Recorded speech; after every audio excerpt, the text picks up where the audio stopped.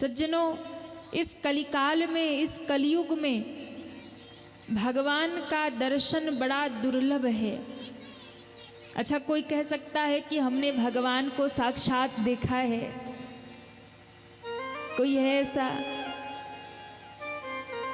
मंदिर में भी हम जाते हैं तो भगवान को कहीं देखते हैं, आंख बंद करके खड़े हो जाते।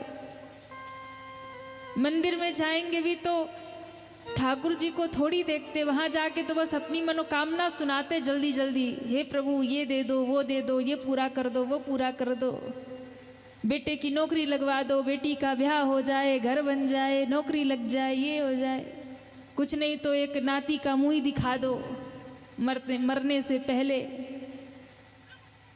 कितनी कितनी आशाएं लेकर जाते, भगवान को सुनाते और चले आते।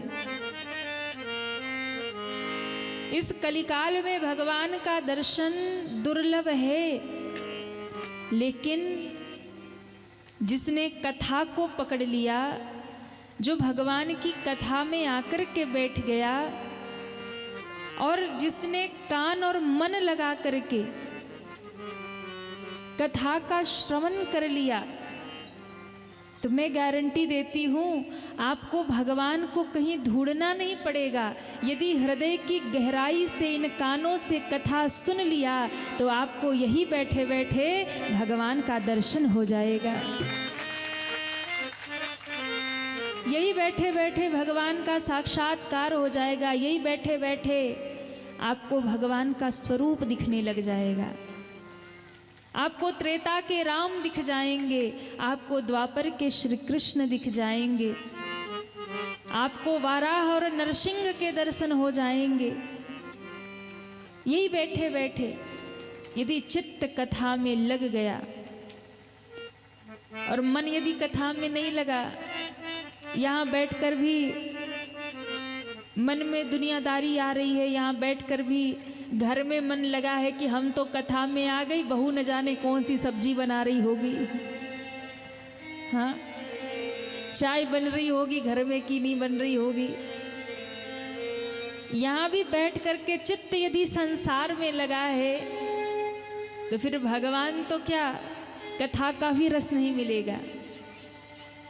लेकिन यदि हृदय आपका, मन आपका कथा में लग गया, प्रभु के चरणों में लग गया, तो निश्चित आपको प्रभु के हर एक लीला का दर्शन होगा, प्रभु के स्वरूप का अनुभव हो जाएगा। ये कथा की महिमा है कि इस कलयुग में भी, त्रेता में राम जी आए थे, सतयुग में अनेकानेक भगवान के अवतार हुए थे, द्वापर में भगवान श्री कृष्ण आए थे। युग युग बीत गए, भगवान को धरती से गए बहुत समय हो गया, लेकिन इतने युगों के बाद भी यदि आज भी आकर आप कथा में बैठ जाओ और मन लगा करके कथा को सुनने लग जाओ तो आपको लगेगा कि त्रेता फिर से प्रकट हो गया, द्वापर फिर से प्रकट हो गया। आपको लगेगा कि भगवान साक्षात मेरे सामने ही प्रकट हो गए। इसलिए प्रभु दूर नहीं है। आप ये मत सोचा करिए कि प्रभु तो बहुत दूर हैं, हमें कहाँ मिलने वाले, हमें कब दर्शन होंगे, हम तो कलयुग के जीव हैं, हमें कहाँ भगवान मिलेंगे। कलयुग में तो भगवान को प्राप्त करना और भी ज़्यादा सरल है। जैसे कलयुग में पाप बहुत सहज है कि भाई न चाहते हुए भी व्यक्ति पाप कर बैठता है ना, अधर्म पे चला जाता है, सबकी बुद्धि बिगड़ जाती है, कलयुग में पापमय हो जाती है।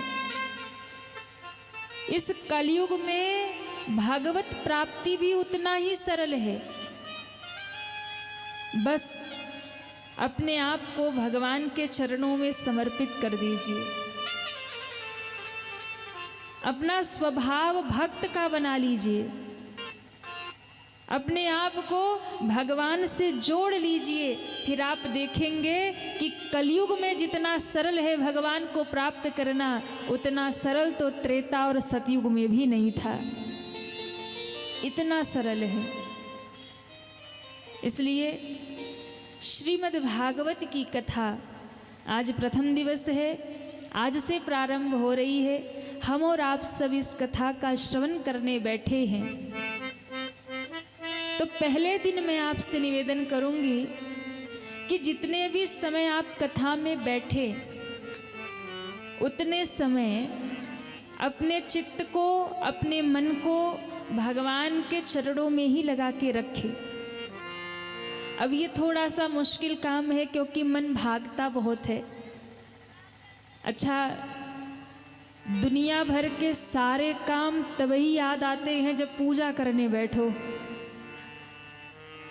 वैसे घर में 3-4 घंटा ऐसे ही बैठे रहो तो कुछ याद आता नहीं है, लेकिन जैसे ही मैया बैठ के घंटी बजाना शुरू करे ना, दुनिया भर के काम दिमाग में आ जाएंगे। ये रह गया, वो रह गया, उसको ये कहना था।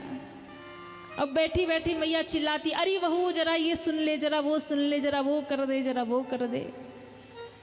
सारी दुनियादारी पूजा के टाइम याद आती है। अब पता चला कथा में बैठे तो घर की सारी गृहस्थी याद आ रही है। तो मैं आपसे निवेदन करूं, जितने भी समय आप कथा में बैठिए, अपने चित्त को भगवान के चरणों में लगा के बैठिए। ये समय जो है ये बड़ा अनमोल क्षण है। हमारे शास्त्र कहते हैं कि संत का क्षण और अन्न का कण ये बड़े भाग्य से मिलता है, और इसे यदि जीवन में मिल जाए तो बर्बाद नहीं करना चाहिए, इसका सदुपयोग करना चाहिए। संत का क्षण और अन्न का कण, इसे बर्बाद मत करिए।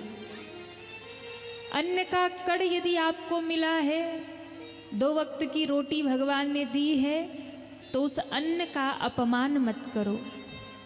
कई लोगों की आदत होती है, बहुत अन्न बर्बाद करते हैं, थाली में भर लेंगे और फिर आधा से ज़्यादा नालियों में फेंक देंगे।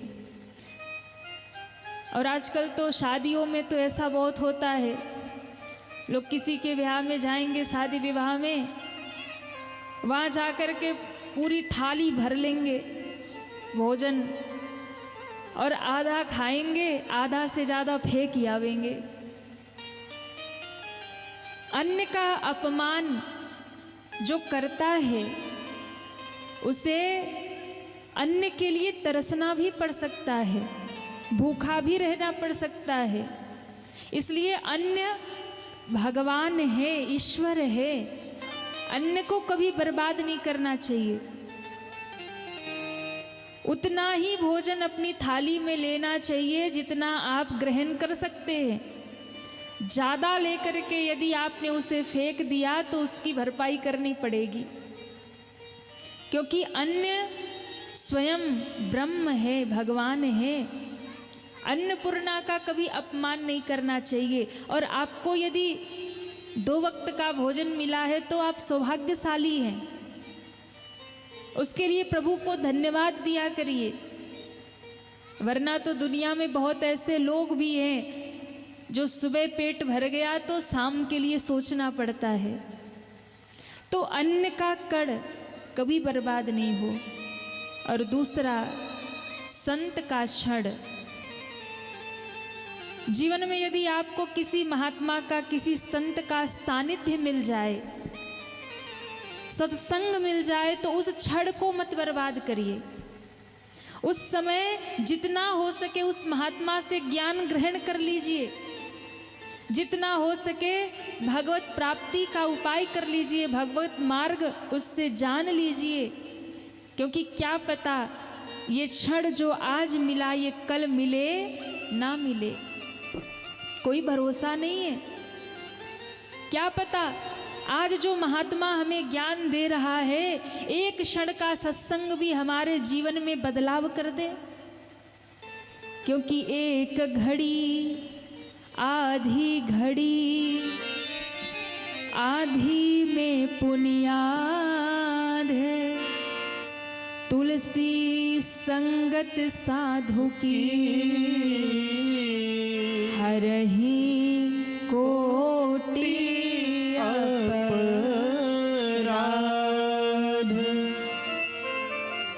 एक घड़ी आधी घड़ी, आधी में पुनियाद, आधी की भी आधी घड़ी आपको सत्संग मिल जाए ना, तो वही आधे क्षण का भी सत्संग आपका कल्याण कर सकता है। 3 घंटा आप मत सुनिए, 3 घंटा के लिए नहीं कहा है।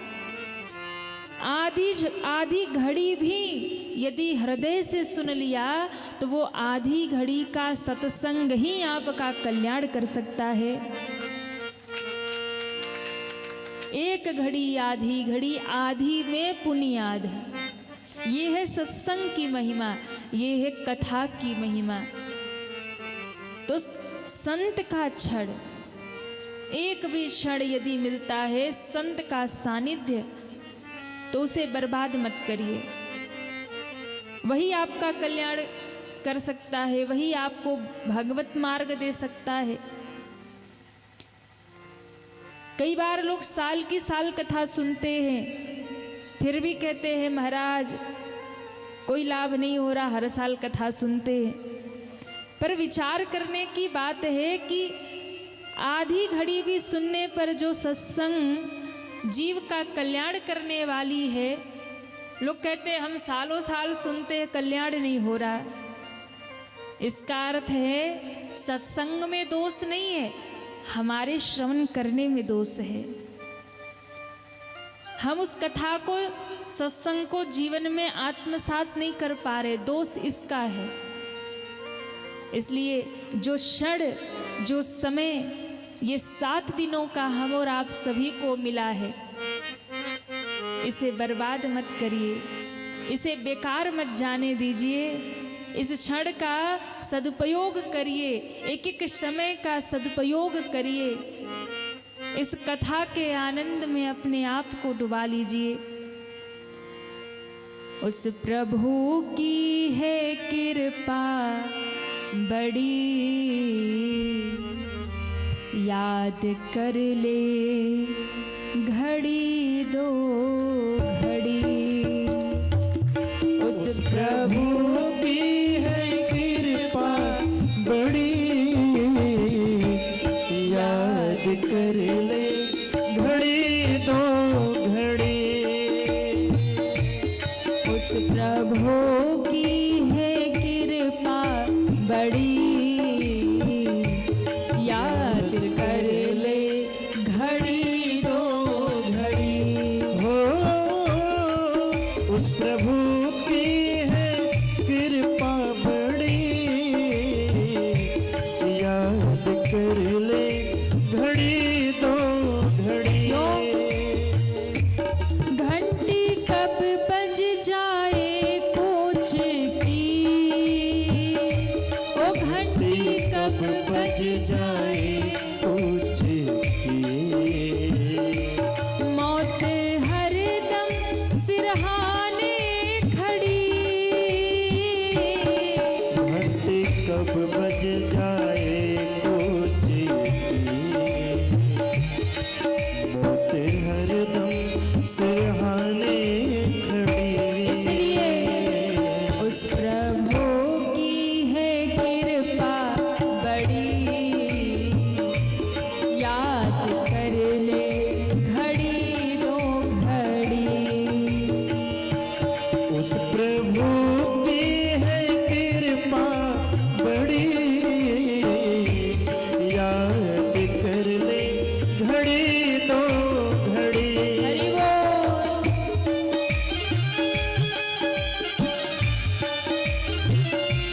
श्री हरि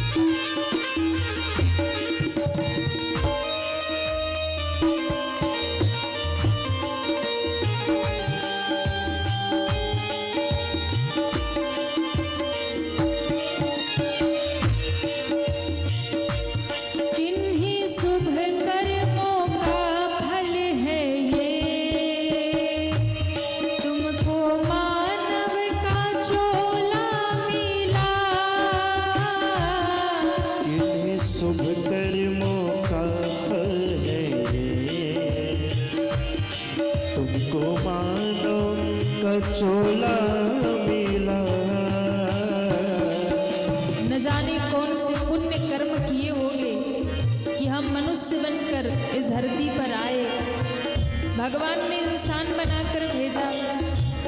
वो चाहते तो कुछ और भी बनाकर भेज देते। वो नाली का कीड़ा बना देते तो हम क्या कर लेते? पशु बना देते, पक्षी बना देते, वृक्ष बना देते, हम क्या कर लेते? पर प्रभु ने यदि मनुष्य बना करके भेजा है, इंसान बनाकर भेजा है, तो भैया उस प्रभु ने इंसान बनाया तो उसकी लाज रखो, इंसानियत का धर्म निभाओ। किन्हीं शुभ कर्मों का फल है ये, तुझको मानव का चोला मिला।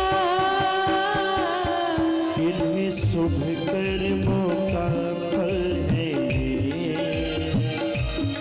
तुझको मानो का चोला मिला।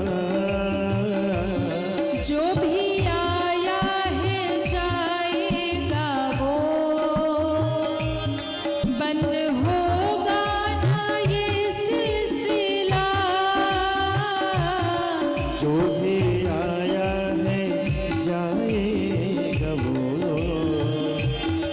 बंद होगा न ये सिलसिला। गीत की कहती एक कड़ी, गीत की कहती एक एक कड़ी, याद कर ले घड़ी दो घड़ी। उस प्रभु की है कृपा बड़ी, याद कर ले घड़ी दो घड़ी। सभी दोनों हाथ उठा के तालियां बजाते हुए हरि बोल। श्री राधे।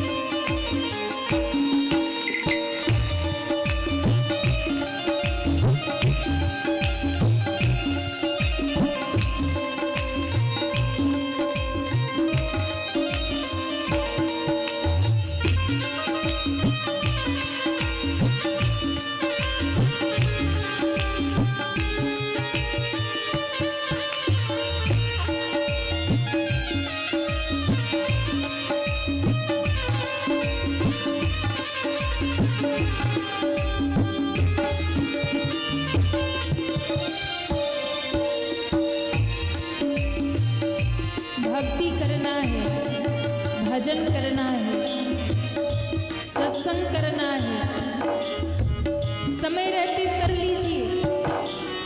क्यों? जीवन का कोई भरोसा नहीं है, इस शरीर का कोई भरोसा नहीं, इस श्वासों का कोई भरोसा नहीं। समय रहते भजन कर लो, भक्ति कर लो, प्रभु को याद कर लो। कल का कोई भरोसा नहीं, कल कौन रहे ना रहे। जो भी करना है ले आज कर, कुछ खबर प्यारे कल की नहीं। जो भी करना है ले आज कर, कुछ खबर प्यारे कल की नहीं। मानव चोले को कर ले सफल, हिले देश में पल की नहीं। मानव चोले को कर ले सफल, हिल दे इसमें पल की नहीं। टूट सांसों की जाए लड़ी, टूट सांसों की जाए लड़ी, याद कर ले घड़ी दो घड़ी। हो टूट सांसों की जाए लड़ी, याद कर ले घड़ी दो घड़ी।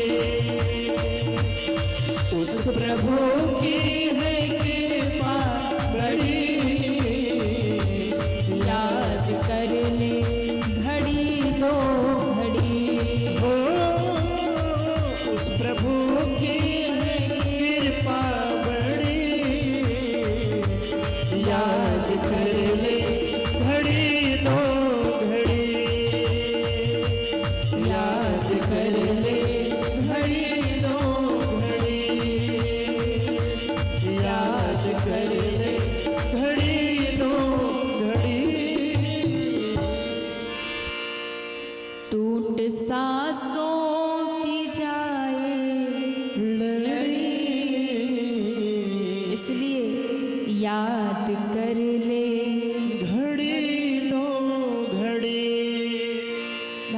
को याद करते रहिए, भगवान का सुमिरन करते रहिए, क्योंकि जो क्षण आज मिला है कल मिले ना मिले, जो समय आज हमारे पास है कल रहे ना रहे।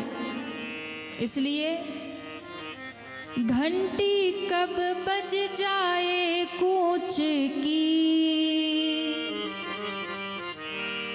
घंटी कब बज जाए कूच की, मौत हरदम सिरहाने खड़ी,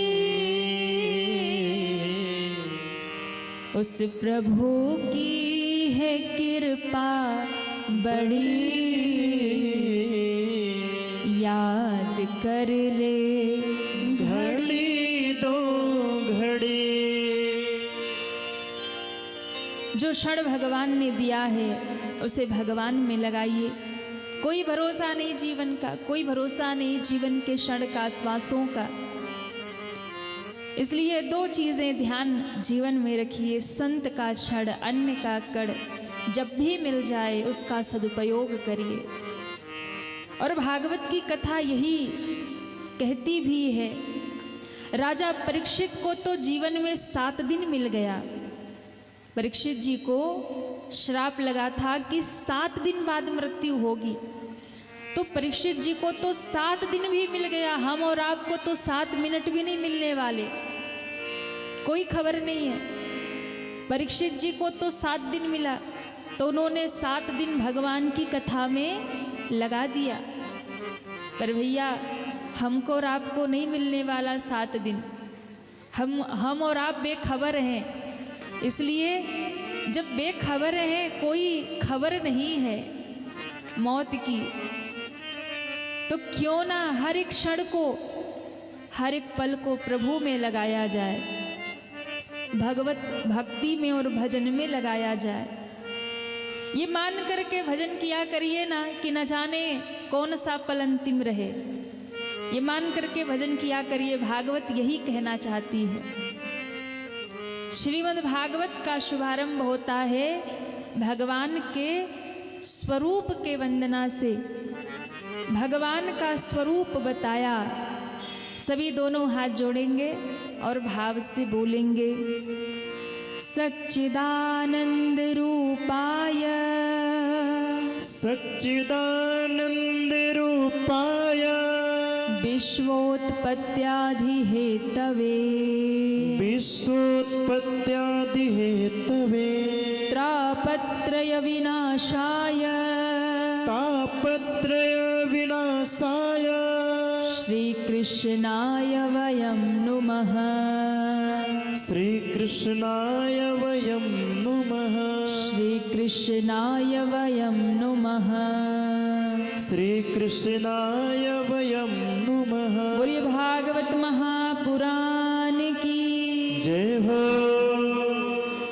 भागवत जी के प्रथम श्लोक में भगवान का स्वरूप, भगवान का स्वरूप कैसा है तो कहा सच्चिदानंद रूपाय। भगवान के 3 स्वरूप बताए गए हैं, सत, चित और आनंद। भगवान सत्य स्वरूप हैं, यानी ईश्वर के सिवा संसार में कुछ भी सत्य नहीं है। इस संसार में भगवान और भगवान का ही नाम सत्य है, बाकी सब झूठ है। ये दुनिया जितनी भी आप खुली आंखों से देखते हैं, ये दुनिया भी झूठा है, ये शरीर भी झूठा है। आप कहेंगे महाराज झूठा कैसे मान ले, यहाँ तो सब सत्य दिखता है। शरीर चल रहा, दुनिया चल रही, सत्य है तभी तो चल रहा। तो ध्यान रखिएगा, ये संसार और ये शरीर ये सब झूठा है, पर चल इसलिए रहा है क्योंकि सत्य स्वरूप परमात्मा विराजमान है। इस संसार में भी, समग्र संसार में सत्य स्वरूप परमात्मा बैठे हैं, तब संसार चल रहा। और ये शरीर चल रहा क्योंकि इस शरीर में भी सत्य स्वरूप परमात्मा बैठे हैं। जिस दिन भगवान की सत्ता हटी, जिस दिन सत्य स्वरूप परमात्मा सत्य बाहर निकल गया, उसी दिन शरीर समाप्त हो जाता है। और जिस दिन संसार से सत्य निकल गया, उस दिन संसार में भी कुछ नहीं बचता, विनाश हो जाता है। तो जो विनाश होने वाला है, ये शरीर, ये संसार जो मिटने वाला है, वो सत्य कैसे? क्योंकि सत्य कभी मिटता नहीं है। ये संसार, ये शरीर मिटता है, इसलिए ये झूठा है। सत्य वो है जो कभी मिटता नहीं है, सत्य वो है जो कभी समाप्त नहीं होता है। और भैया, सारी सृष्टि में एकमात्र भगवान का नाम और भगवान ही ऐसे हैं जो कभी मिटते नहीं है। दुनिया समाप्त हो जाती है पर भगवान की सत्ता विराजमान रहती है। संसार मिट जाता है पर प्रभु का नाम रह जाता है। इसलिए भगवान सत्य हैं, सत्य, चित्त और आनंद। भगवान चैतन्य स्वरूप हैं। हम और आपके भीतर सत्य रूप परमात्मा बैठे हैं, तो ये शरीर चल रहा है। वो चैतन्य रूप में हमें प्रेरित कर रहे हैं, तो हम दुनिया में सारे कार्य कर रहे हैं। जितने भी कार्य हम दुनिया में, हमारे भीतर जो चेतना है, वो किसके कारण है? प्रभु के कारण है। क्यों? आप देखिए, कभी कभी होता है ना कि व्यक्ति की चेतना चली जाती है। कई बार जब व्यक्ति वृद्ध होता है, अंतिम अवस्था आती है ना, तो चेतना विलुप्त हो जाती है। वो खुद को नहीं पहचानता, घर वालों को नहीं पहचानता। ये क्या है? चैतन्य रूपी परमात्मा जो भीतर बैठे हैं, वो बाहर निकल गए। तो प्रभु का स्वरूप है सत्य, चित्त और आनंद। भगवान का तीसरा स्वरूप है आनंद। भगवान आनंद स्वरूप हैं। संसार में जितना भी आनंद हमें लगता है, संसार के सुखों में हम आनंद ढूंढते हैं। हमें लगता है दुनिया के जितने भी सुख हैं वो आनंद है। अच्छा घर बना लिया, बोले आनंद आ गया। आनंद नहीं है, वो सुख है। और सुख की एक सीमा होती है, ध्यान रखिएगा। सुख की एक सीमा होती है, पर आनंद की कोई सीमा नहीं होती है। सुख एक दिन समाप्त हो सकता है, पर आनंद एक बार जीवन में आ गया तो समाप्त नहीं होता है। कहीं घूमने जाओ और वहाँ जाके कहते आनंद आ गया। अच्छा कब तक आया? बोले जब तक वहाँ घूम रहे तब तक आनंद आया, घर आते ही फिर वही रोना धोना शुरू। यानी वो आनंद नहीं था जिसे आप आनंद समझ रहे थे, वो संसार का क्षणिक सुख था जिसकी सीमा थी। समाप्त हुआ, फिर से दुखी हो गए। किसी ने आपको सम्मान दे दिया, आप सुखी हो गए। किसी ने अपमान कर दिया, आप दुखी हो गए। तो सुख और आनंद में यही अंतर है। सुख की सीमा है, आनंद की सीमा नहीं है। सुख आज है तो कल दुख आ जाएगा, समाप्त हो जाएगा। पर आनंद जीवन में आ गया तो वो समाप्त होने वाला नहीं है, क्योंकि वो परमात्मा है। और आनंद आएगा कैसे? आनंद आएगा जीवन में भक्ति से, भजन से, प्रभु के नाम से, सत्संग से। जब आप भक्ति में, भजन में, सत्संग में लग जाएंगे तो शरीर को भले ही कष्ट मिल रहा होगा, लेकिन आपका मन सदैव आनंद में डूबा ही रहेगा। ये है आनंद। शरीर आपका कष्ट में होगा पर मन आनंद में होगा। कई बड़े महापुरुषों के, महात्माओं के जीवन को आप पढ़ के देखना, सुन के देखना। बड़े बड़े महात्मा, इस कलयुग में भी ऐसे ऐसे संत महापुरुष हुए, शरीर कष्ट में है पर चेहरे पर मुस्कुराहट है। कहाँ से आई ये मुस्कुराहट? कहाँ से आया ये आनंद? तो कहा भक्ति से। और सबसे बड़ा उदाहरण आपको बताएं, आज इस वर्तमान के समय में यदि आपको देखना है तो पूज्य संत श्री प्रेमानंद बाबा जी को देख लीजिए। कौन नहीं जानता आज उनको। दोनों किडनी खराब है, एक का नाम श्री राधा, एक का नाम श्री कृष्ण रख दिया। आप सोचिए, एक किडनी खराब हो जाए तो व्यक्ति का जीवन आधा हो जाता है, और दोनों किडनी खराब हो जाए तो जीना ही खत्म, जिंदगी ही खत्म। पर आप बाबा का जब दर्शन करो, कोई कह नहीं सकता कि दोनों किडनी खराब है। एक बार आसन पर बैठ जाएं तो 5-5 घंटे 6-6 घंटे तक प्रवचन करते रहते हैं, बोलते रहते हैं, और चेहरा आप देखेंगे तो सदैव आह्लाद से, आनंद से भरा हुआ है। लेश मात्र भी नहीं लगेगा कि इनकी दोनों किडनी फेल हो चुकी है। ये क्या है? शरीर कष्ट में है पर हृदय आनंद में है, मन आनंद में है। ये भक्ति का प्रभाव है, ये भजन का प्रभाव है। सुख की सीमा है, आनंद की सीमा नहीं है। भगवान का स्वरूप है सत, चित और आनंद। इन तीनों को मिला दिया तो प्रभु का नाम है सच्चिदानंद।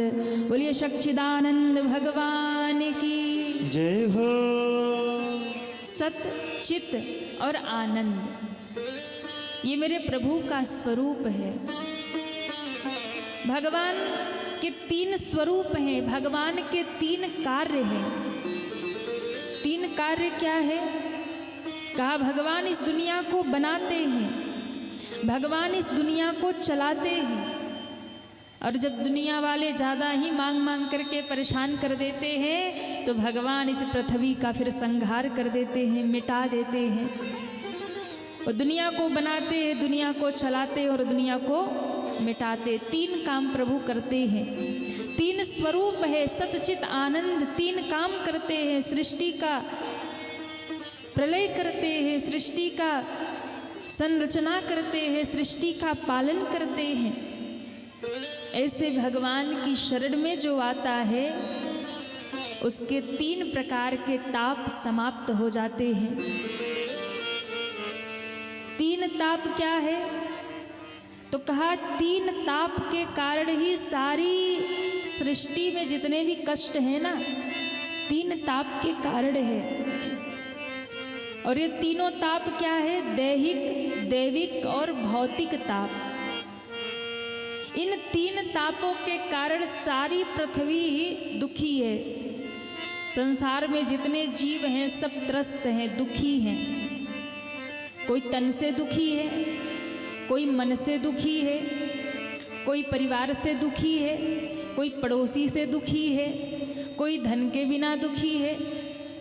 लेकिन जिसके जीवन में भक्ति आ जाए, जिसके जीवन में भगवान आ जाए, फिर तो भैया उसके जीवन में चाहे धन हो ना हो, परिवार हो ना हो, कोई साथ ना हो, पर एकमात्र भगवान साथ हो तो वो आनंद में ही रहता है, वो सुखी रहता है।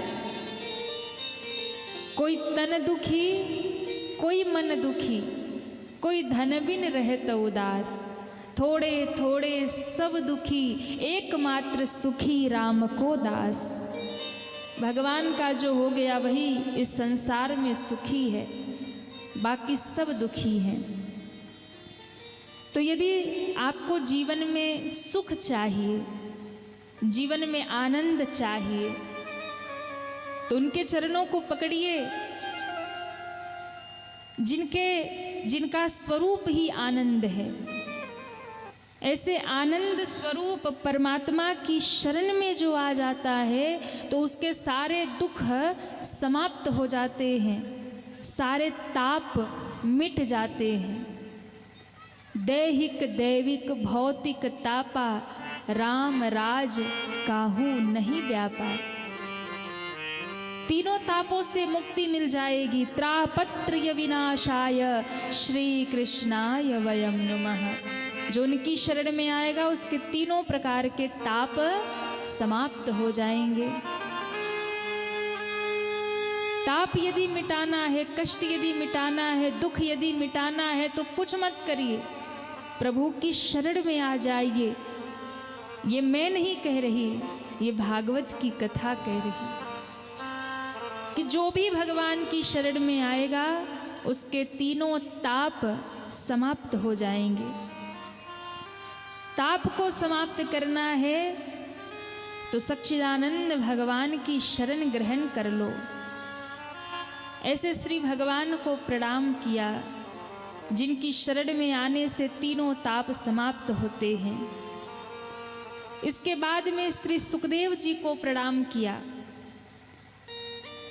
श्री सुखदेव जी जन्म से वैरागी हैं, जन्म लेते ही वन की ओर चले गए, समाधि में लीन हो गए, पर लौट करके पुनः अपने पिता के मुख से जब उन्होंने भागवत सुना तब उन्हें भगवत प्राप्ति हुई। यानी जो लोग संसार छोड़ करके घर परिवार छोड़कर भागते हैं और उन्हें लगता है कि हमें शांति मिल जाएगी, हम कहीं घर द्वार छोड़कर भाग जाएंगे तो भगवान मिल जाएंगे, वो भ्रम में जी रहे हैं। वो भ्रम में जी रहे हैं। क्यों? क्योंकि घर द्वार छोड़ने से अगर भगवान मिलते होते तो बहुत सारे लोग घर छोड़ के ही घूम रहे, उनको भगवान मिल जाते।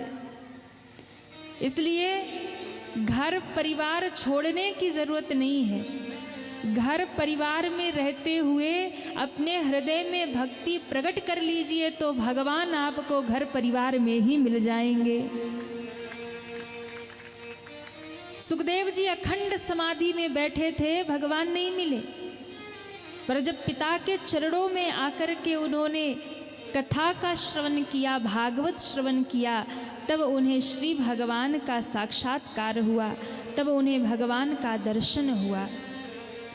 इसलिए ना तो घर द्वार छोड़ने से भगवान मिलेंगे और ना ही जिनको लगता है कि हम बहुत अधिक पूजा पाठ करते हैं तो हमें भगवान मिलेंगे, वो भी भ्रम में जी रहे हैं। आप 4 घंटा दिया जला के अगरबत्ती जला के बैठो, कोई गारंटी नहीं है कि भगवान मिल जाएंगे, कोई गारंटी नहीं है। क्यों? नैमिषारण्य में 88,000 ऋषि बैठे। कितने ऋषि? 88,000। इतने वैज्ञानिक कभी इकट्ठे नहीं हुए इतिहास में।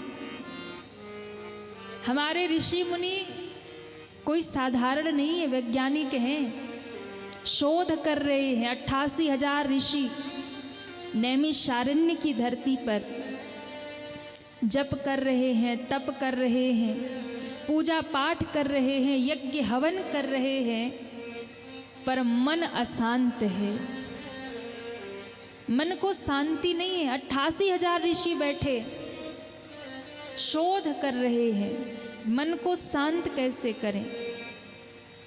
कई बार हमने देखा है ज़्यादा पूजा पाठ करने वाले ज़्यादा ही अशांत होते हैं।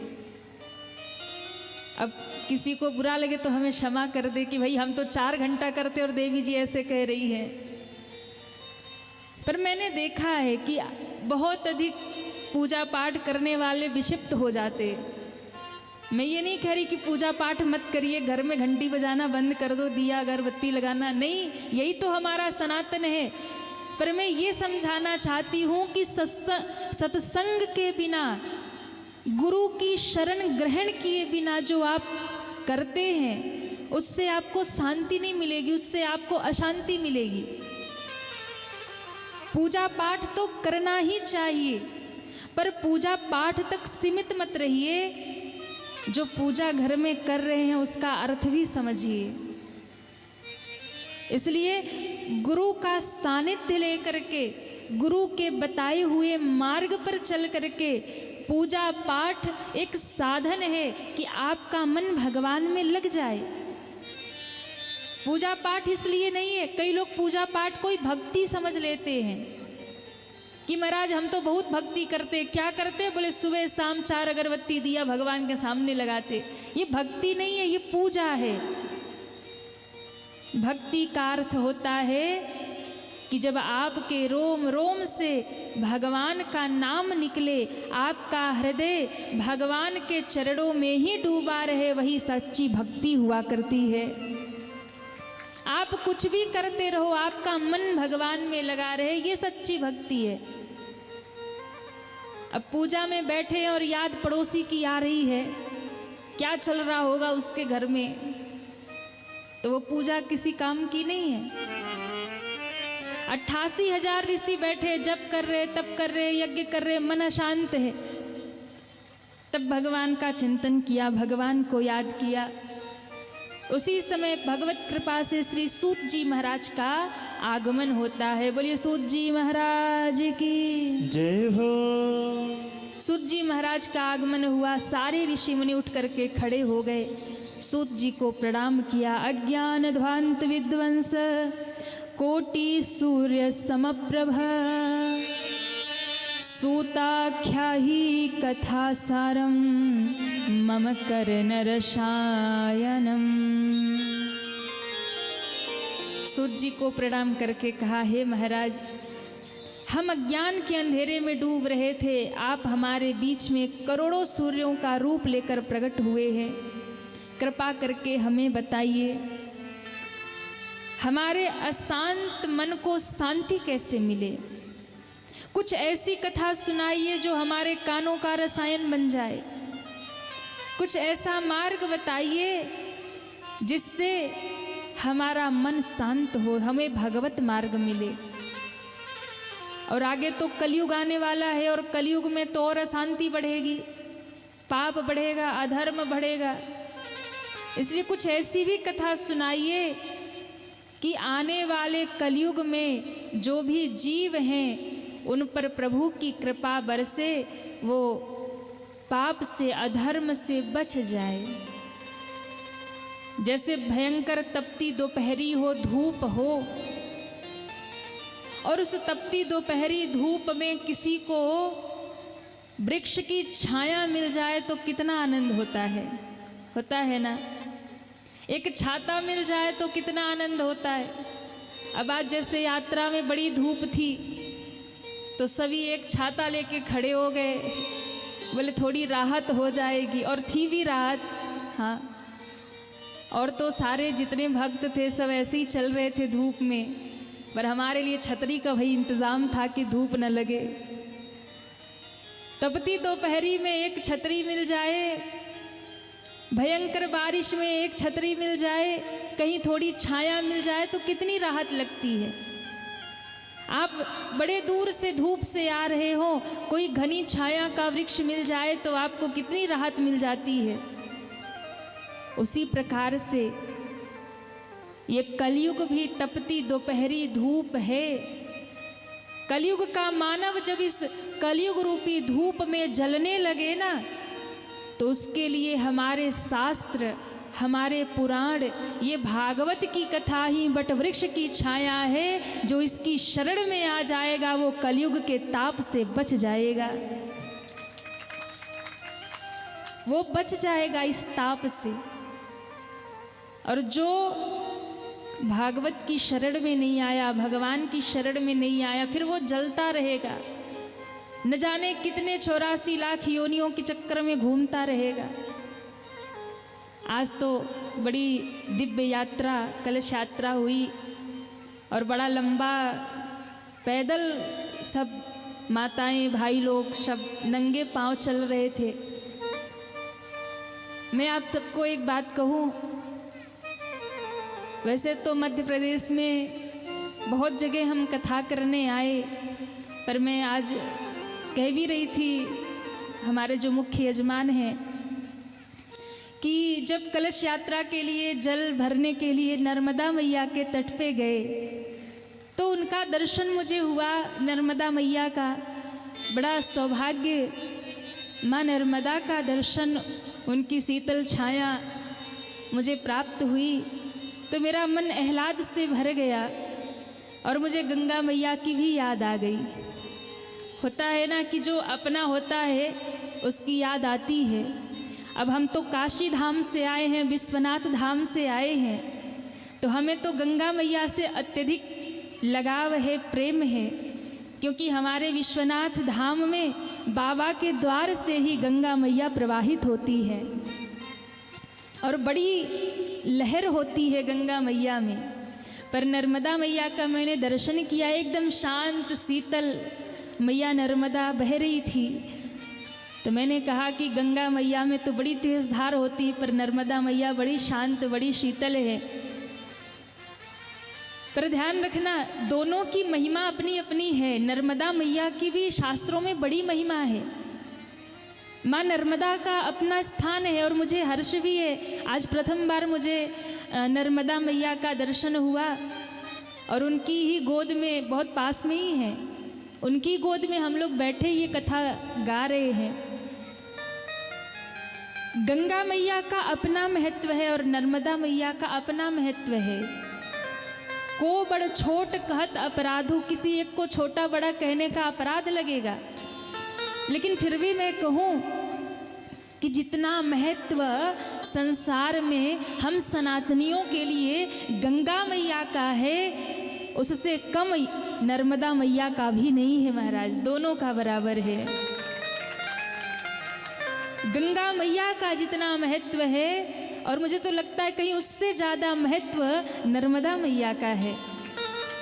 मैं किसी को छोटा बड़ा नहीं कह रही हूँ, लेकिन होता है ना कि एक बड़ी बहन होती है और दूसरी छोटी होती है, तो वो भगवान, वो तो भोलेनाथ जाने, महादेव जी जाने कौन छोटा कौन बड़ा, पर मेरे मन में ऐसा भाव जगा, मैं अपनी बात कह रही हूँ आपसे, कि मुझे ऐसा लगा कि देखो हमारी जो गंगा मैया है ना, ये महादेव जी के शीश से बहती हैं। शंकर तेरी जटा से, अरे बाबा तेरी जटा से बहती है गंगधारा। शंकर तेरी जटा से, बाबा तेरी जटा से बहती है गंगधारा। शंकर तेरी जटा से, शंकर तेरी जटा से, शंकर तेरी जटा से बहती है गंगधारा। शंकर तेरी जटा से बहती है गंगधारा। बाबा तेरी जटा से बहती है गंगधारा। बाबा तेरी जटा से बहती है गंगधारा। काली घटा के अंदर, हाँ काली घटा के अंदर, काली घटा के अंदर जिमदामिनी उजाला।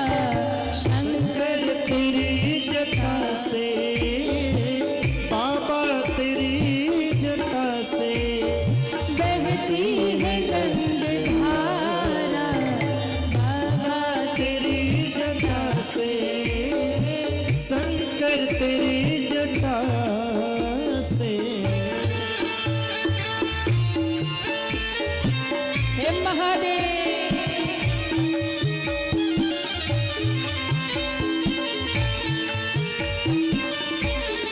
हे महादेव।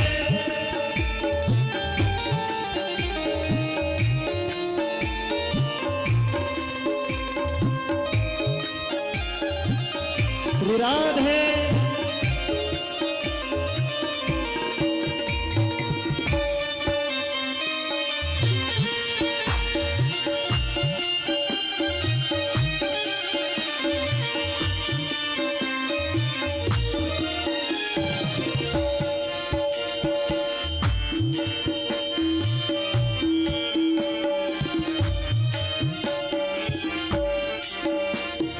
गले मुंड माल राजे, शशि भाल पर विराजे।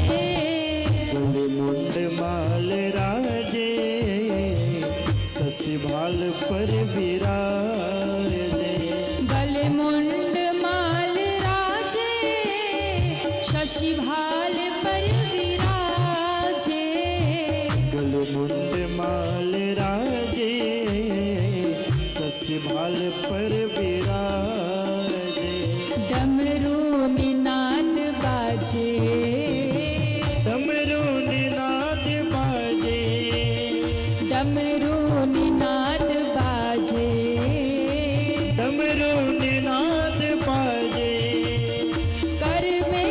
त्रिशूल धारा बोले तेरी जटा से बहती है गंगाधारा शंकर तेरी जटा से बाबा तेरी जटा से बहती है गंगाधारा बोले तेरी जटा से बाबा तेरी जटा से बाबा तेरी जटा से।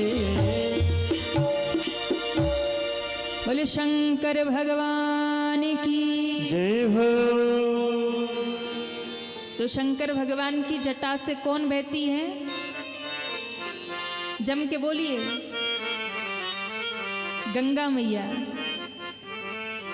तो भोले बाबा की जटा से गंगा की धारा निकलती है, महादेव की जटा से गंगा बहती है।